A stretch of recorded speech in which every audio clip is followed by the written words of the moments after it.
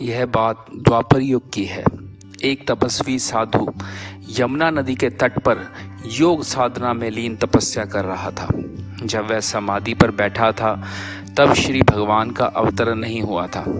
उन्होंने सुन रखा था कि भगवान श्री कृष्ण रूप में अवतार लेंगे तथा अनेकों लीलाएं करेंगे। वे समाधि स्थित हो गए। उन्हें जगत का कुछ ज्ञान ना रहा। लंबी अवधि के बाद जब वे समाधि से उठे तब श्री कृष्ण भगवान का अवतरण हो चुका था। संयोगवश तपस्वी साधु ने कुछ गोपियों को प्रेममयी कृष्ण भगवान की लीलाओं का गुणगान करते सुना। तपस्वी ने प्रश्न किया, क्या सचमुच श्री कृष्ण भगवान गोकुल में अवतार ले चुके हैं? गोपियों ने उन्हें भगवान श्री कृष्ण की लीलाएं सुनाई। तपस्वी ने गोपियों से कहा, क्या आप मेरा काम करेंगी? मैं जीवन भर तुम्हारा एहसान मानूंगा। गोपियों ने कहा, निश्चय ही, क्या कार्य है?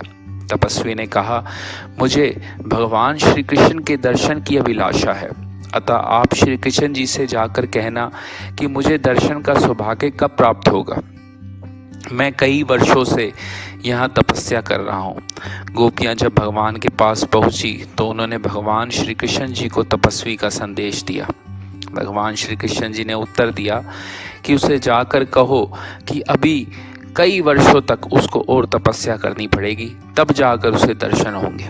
दूसरे दिन गोपियों ने तपस्वी को भगवान का उत्तर सुना दिया। तपस्वी को जब उत्तर मिला तो वह प्रेम मगन होकर हर्ष में नाचने लगा कि भगवान कितने दयालु हैं जो उसे दर्शन देंगे।